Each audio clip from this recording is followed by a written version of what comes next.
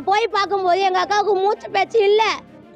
அவன் வாயில நொறையா தள்ளிட்டு கிடந்ததுண்ணா. குடும்ப கட்டுப்பாடு பண்ணிக்கலான்னு வந்துட்டாங்க.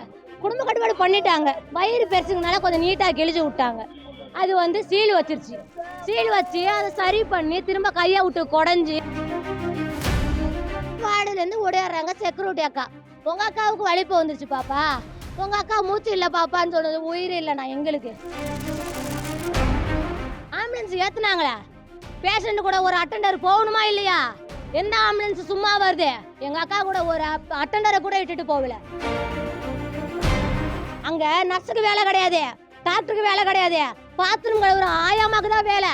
அது போடுறது ட்ரீட் அந்த உங்களுக்கு அந்த ட்ரிப்பை எல்லாமே காசு வாங்கிட்டு. அந்த பெட்டு கிளீனாக இருக்கு. எந்த ஒரு பேஷண்ட்டும் அட்மிஷன் ஆன மாதிரி தெரியல, குளுக்கோஸ் பாட்டில் ஏறின மாதிரி தெரியல, துணியெல்லாம் மடிச்சு வச்சிருக்காளுவோ. ஏன் அதை பண்ணணும்? அப்போ உங்ககிட்ட தப்பு இருக்கிறதுனால தானே நீ பண்ணுற. குளுக்கோஸ் பாட்டில் எக்ஸ்பிரியன் அதுக்கப்புறம் நீ கண்டுபிடிச்சிருக்க. நாங்கள் வர்றதுக்குள்ள நீ அதை கிளீன் பண்ணியிருக்க. படுத்த மாதிரியே இருக்கா. கண்ணில் இங்கே வந்து டேப் போட்டிருக்காங்க, கையில் எல்லாம் போட்டிருக்காங்க, மூக்கில் பை போட்டிருக்காங்க. இப்போ க்ளீன் பண்ணிட்டேன்னு சொன்னாங்க. நான் இன்னும் போய் பார்க்கல. ஏன்னா அவங்க முடிச்சுட்டாங்க வேலையை. இங்கேருந்து எடுத்து போட்டுக்கான டிக்ளரேஷன் ஃபார்ம் வேணும். இங்கே அட்மிஷன் பண்ணால் அந்த டிக்ளரேஷன் ஃபார்ம் கொடுப்பாங்க. எந்த ஒரு டாக்குமெண்ட் இல்லாமல் எப்படிங்க என் தங்கச்சி விட்டு போறீங்கன்னு நான் கேட்டேன். அதுக்கான எந்த ஒரு ரீசனும் சொல்ல. போலீஸ்காரங்க சொன்னது என்னன்னா, உனக்கு எல்லா ரீசனையும் வந்து நான் அங்கே சொல்லிக்கிறேன்னு சொல்லிட்டு வண்டி ஆம்புலன்ஸ் இடிச்சு தட்டு நேராக எடுத்துட்டு வந்துட்டாங்க சார். சிதம்பரம் அரசு காமராஜர் மருத்துவமனைக்கு குடும்ப கட்டுப்பாடு செய்ய வந்த பெண்ணிற்கு தவறான சிகிச்சை அளித்ததால் ஆபத்தான நிலையில் 2 குழந்தைகளுக்கு தாயான பெண் உயிருக்கு போராடி வருவதாக உறவினர்கள் குற்றம் சாட்டியுள்ளனர். காலாவதியான குளுக்கோஸ் போட்டதால் எனது அக்காவிற்கு இந்த நிலைமை என கண்ணீர் விட்டு கதறி அழுத குடும்பத்தினர்.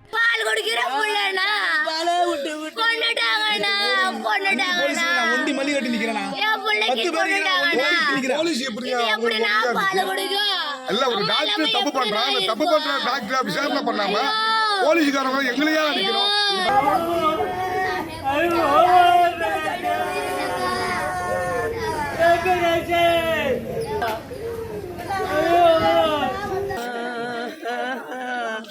என் பிள்ளைய காவந்து பண்ணுங்கன்னு காலையில உழுந்துட்டு வர உள்ளார போய்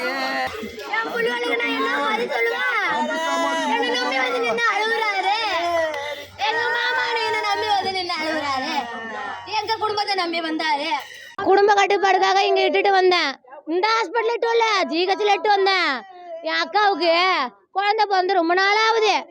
அது 1.5 வயசு வரைக்கும் ஆயிடுச்சு. சரி, இன்னொரு குழந்தை கன்சீவ் ஆயிட்டாங்க. அது வேணான்னு அவங்க வந்து கருவை கலைச்சிட்டு குடும்ப கட்டுப்பாடு பண்ணிக்கலான்னு வந்துட்டாங்க. குடும்ப கட்டுப்பாடு பண்ணிட்டாங்க. பண்ணினவங்க நல்லா தான் பண்ணி விட்டாங்க. வயிறு பெருசுங்கனால கொஞ்சம் நீட்டாக கிழிச்சு விட்டாங்க. அது வந்து சீல் வச்சிருச்சு. சீல் வச்சு அதை சரி பண்ணி திரும்ப கையை விட்டு குடஞ்சி எல்லா வேலையும் பார்த்தாங்க. எல்லாத்தையும் பார்த்துட்டு திரும்ப என்ன பண்ணாங்க, கொஞ்சமாக நெருக்கிட்டு வருது, சீல் வந்துட்டு தான் இருக்குது. வீட்டுக்கு போயிட்டு ரெஸ்ட் எடுத்து சிக்கன் மட்டனாக போட்டு சாப்பிட்டு சரி பண்ணிட்டு வாமான்னு சொன்னாங்க. நாங்களும் கேட்டோம். ஏன்னா எங்களுக்கு டிஸ்சார்ஜ் எங்கள் அக்காவுக்கு ஒரு மாதிரி இருக்குன்னு சொல்லிட்டு கூட்டிகிட்டு போனோம். கூட்டிகிட்டு போய் தண்ணியெல்லாம் சரி பண்ணி தண்ணி கூட வராத அளவுக்கு இட்டுட்டு வந்து விட்டேன். புதன்கிழமைக்கு விட்டேன். காலையில் பண்ண வேண்டிய ஆப்ரேஷன். அந்த ராகுல் பையன் எங்கே போய் எங்கே வந்தான்னு தெரியலை. 2 மணிக்கு மேலே வந்து ஆப்ரேஷன் பண்ணான். ஆப்ரேஷன் பண்ணி தூக்கிட்டு போய் போட்டோம். எல்லா நர்ஸும் சேர்ந்து தூக்கி போட்டோம். போட்டது ஃபஸ்ட்டு ட்ரிப்பு ஏறிச்சு. ஃபஸ்ட்டு ட்ரிப்பு குளுக்கோஸ் ஏறினதும் ஃபுல்லாக உடஞ்சிச்சு. எதுவும் ஆகலை. எங்கள் அக்கா சூப்பராக என்கிட்ட பேசினான். நல்லா பேசினான். நான் நல்லா இருக்கேன்டி, பிள்ளைய போய் பார்த்துட்டு வாடி, தம்பிக்கு உடம்பு சரியில்லடி, அவனை இட்டு போய் ஹாஸ்பிட்டலில் காட்டுடின்னு சொன்னான். அவளை ஆஸ்பத்திரி காட்டிட்டு என் மாமாவுக்கு இட்லி வாங்கிட்டு வர சொல்லி ஃபோன் அடித்தா. 8:30க்கு ஃபோன் அடிச்சிருக்கா. 8:19க்கு என்கிட்ட பேசியிருக்கா. 8:10க்கு எங்கள் அப்பாட்ட பேசியிருக்கா. அதுக்கு இடைப்பட்ட நேரத்தில் எங்கள் மாமாட்ட பேசியிருக்கா. பேசி முடிச்சவ எங்கள் மாமாட்ட இட்லியை வச்சுட்டு செத்த உக்காந்தேன். அங்கேருந்து வார்டுலேருந்து ஓடிடுறாங்க செக்யூரிட்டி அக்கா. உங்கள் அக்காவுக்கு வலிப்பு வந்துருச்சு பாப்பா, உங்கள் அக்கா மூச்சு இல்லை பாப்பான்னு சொன்னது. உயிர் இல்லைண்ணா எங்களுக்கு. அவளுக்கு என்ன ஆச்சுன்னு ட்ரீட்மெண்ட் பண்ணாங்க. நான் இல்லைன்னு சொல்ல, 4-5 டாக்டரை வந்து ட்ரீட்மெண்ட் பண்ணாங்க. அப்போவே என்ன நடந்ததுன்னு எங்கிட்ட சொல்லியிருக்கணும். சொல்லவே இல்லை. அவங்களே போலீஸையும் வர வச்சாங்க. ஆனால் போலீஸு எங்களுக்கு சப்போர்ட்டா, மக்களுக்கு சப்போர்ட்டா, டாக்டருக்கு சப்போர்ட்டாங்கிறது தெரியல. அந்த நியாயத்தை நீங்கள் தான் சொல்லணும். அவங்க டாக்டருக்கு சப்போர்ட் பண்ணிட்டு டாக்டர் வர வச்சதுனால டாக்டர் சொல்லுபடிலாம் கேட்டு எங்கள் அக்காவை ஆம்புலன்ஸில் ஏற்றுனாங்க. ஆம்புலன்ஸ் ஏத்துனாங்களே, பேஷண்ட் கூட ஒரு அட்டெண்டர் போகணுமா இல்லையா? எந்த ஆம்புலன்ஸ் சும்மா வருது? 2 அட்டெண்டர் இருக்காங்க. நானும் டெய்லியும் பார்க்குறேன் ஒரு ஆம்புலன்ஸ்லையும். எங்கள் அக்கா கூட ஒரு அட்டெண்டரை கூட இட்டுட்டு போகல. 1 மாசமா கூட இருந்தேனே, என்னையும் கூப்பிட்டு போகல, பெத்தவதை உட்காந்துருக்காள அவளையும் கூட்டிகிட்டு போகல. அவங்க இஷ்டத்துக்கு வந்தாங்க, அவங்க இஷ்டத்துக்கு அட்மிஷன் போட்டாங்க. ஓபியில் போட்டு ட்ரீட்மெண்ட் நடந்துகிட்டு இருக்கு.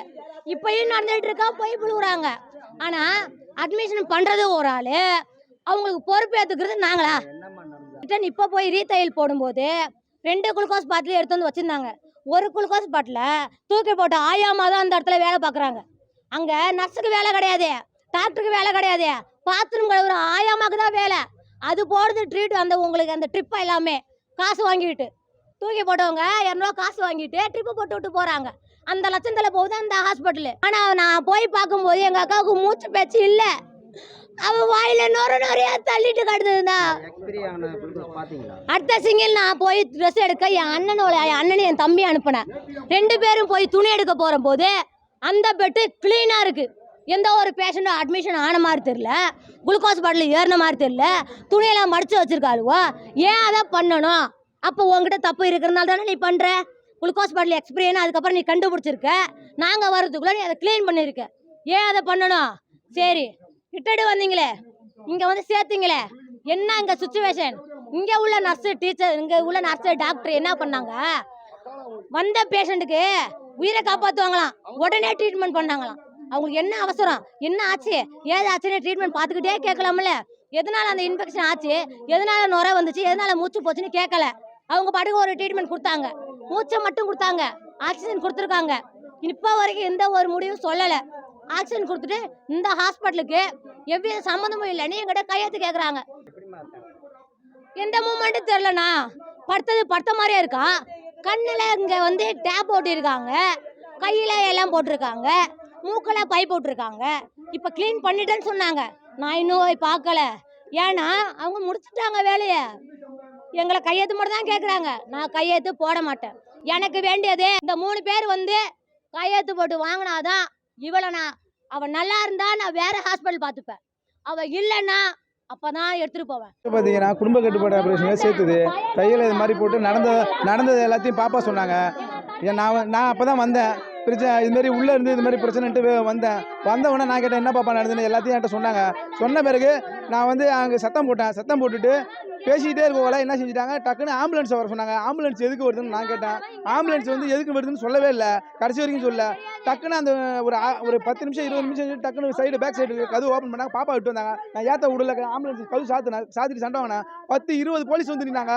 யார் கொடுத்த தகவல் அது, எப்படி போலீஸ் வந்தாங்கன்னு எனக்கு தெரியாது. என்ன பிடிச்சி எட்ட விட்டாங்க. வண்டி முன்னாக்க நின்று நாங்கள் 2 பேரும் வண்டியை விடவே மாட்டோம்னோ.